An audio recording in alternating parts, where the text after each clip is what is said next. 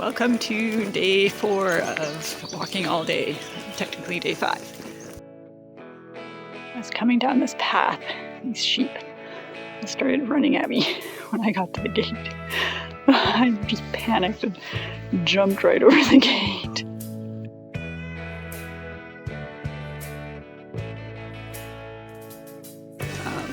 Beautiful day out. Already had to take off all my layers, including my rain pants for once. I had a really good sleep.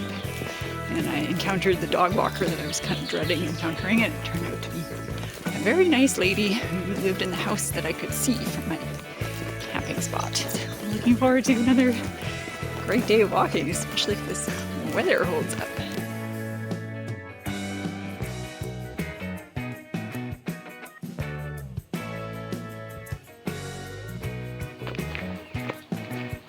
This area has such a different vibe. It's full of wholesome people doing wholesome things like farm chores. Totally different than the sparse, desolate landscape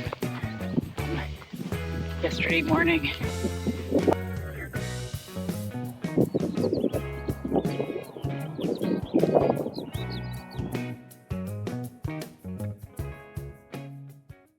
This is, I think, the first of the rivers that I was warned about on my map. It could be really high and hard to cross. Hasn't rained very much at all lately, so this is probably low, but definitely won't be a problem at all. About halfway from where I had lunch. I read an interview with a guy who wrote a book about walking, why he likes walking, and his hypothesis was that when you walk, you're actually extending your life because you're moving slowly and seeing more, and so time moves more slowly, and so you're essentially lengthening your life. I love that. And it's so true, because if you've ever done a trip like this, you know that like a 1 or 2 or 3 day hike can feel like a 1 or 2 or 3 week hike, in the best way. Every day it just feels like so many things happen, so many memories are made. You look back on the pictures from like 2 days ago and it's like, God, that feels like a different lifetime.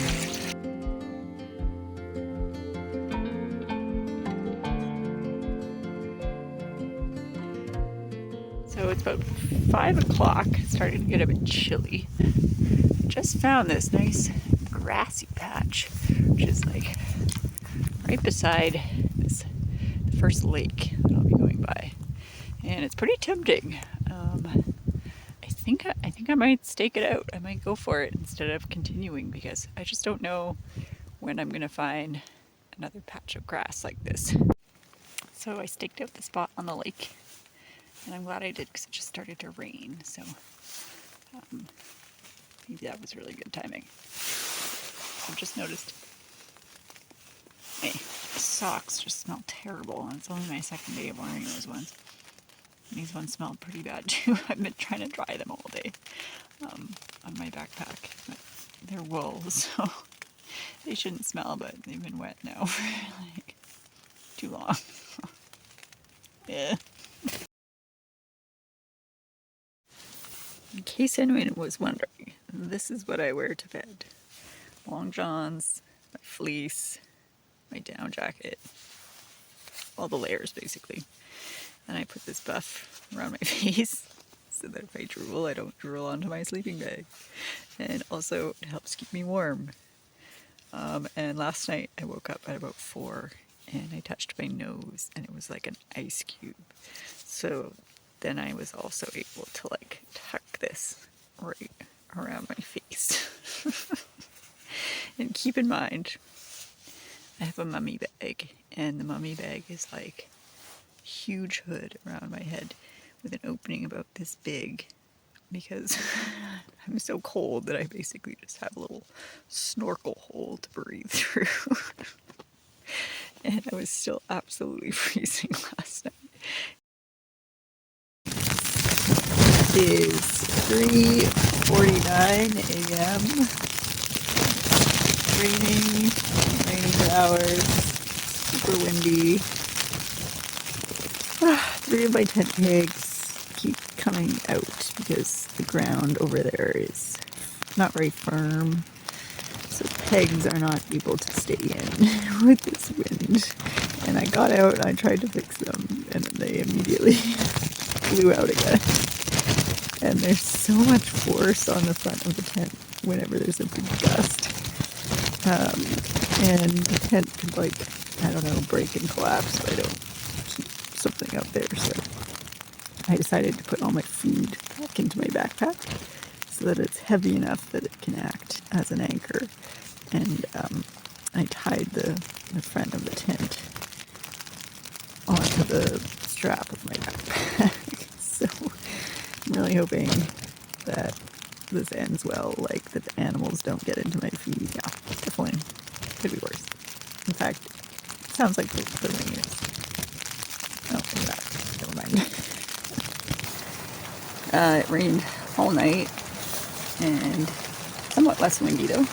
And it wasn't as cold as the night before. I think it would have snowed if it was as cold as that.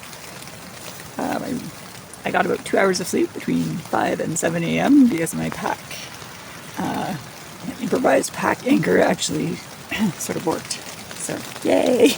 I'm going to head to the bothy and have myself a nice warm breakfast. And then a few hours later, I'll be in the little village where I can have something from the cafe as well. So, and who knows, the weather could be amazing a few hours from now. Yeah, honestly, it'll be nice to be like out walking instead of lying in here, just like listening to the rash around like crazy, and having to like manually support it whenever there's a giant gust. I can see now why a lot of Scottish people have those little tube tents that lie really close to the ground. If the ground is good, this will stay up, but it's just so noisy. It's like hard to sleep. Yeah. Okay, let's go. There's the bothy. I went in. There's lots of people coming in and out. It was full last night in beds. Got some nice people from here and there. Had a lovely cup of tea and some big breakfast / lunch. And now I'm going onwards. I'm a bit worried because I'm starting to get more and more wet. Path heading away from the bothy. And this is not a steep section, but as you can see, it's still pretty steep. And it kind of tunnels through some brambly trees and you have to walk through some waterfalls and stuff. So it's definitely like a bit spicy. I like that I'm here by myself because I can take it at my own pace, and as long as I kind of go slow and I'm careful, I'm feeling like it's okay, even though it's slippery. And it stopped raining, so I get to stop and just sort of enjoy the view, which is really nice. Take a little rest, mentally prepare myself for the next section. Just walking away from Elgol, which is a very cute, tiny crafters community. And I just went to a brand new cafe that opened out of a little room in the back of the community hall. I bumped into another solo female hiker today going the opposite direction, and we stopped and had a really nice chat. I had a really nice chat with the ladies in the cafe. My anti-social streak is ending. The problem with suddenly getting to an area of all these beautiful little waterfalls everywhere is that you have to pee at all. Once you hear all these waterfalls, you're gonna suddenly have to go so badly.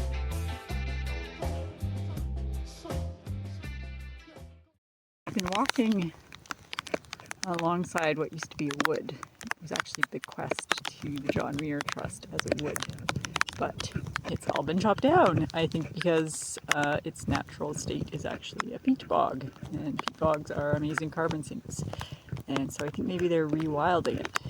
I'm looking for a spot to camp, and it's mostly peat bog, very wet. I think I found like some rocky patches that might work. Not quite as scenic as my other campsites, but still not without a view. This is like the most bomb-proof tent I've ever set up, and the ground is dry-ish and stable, and that's kind of all I'm looking for right now.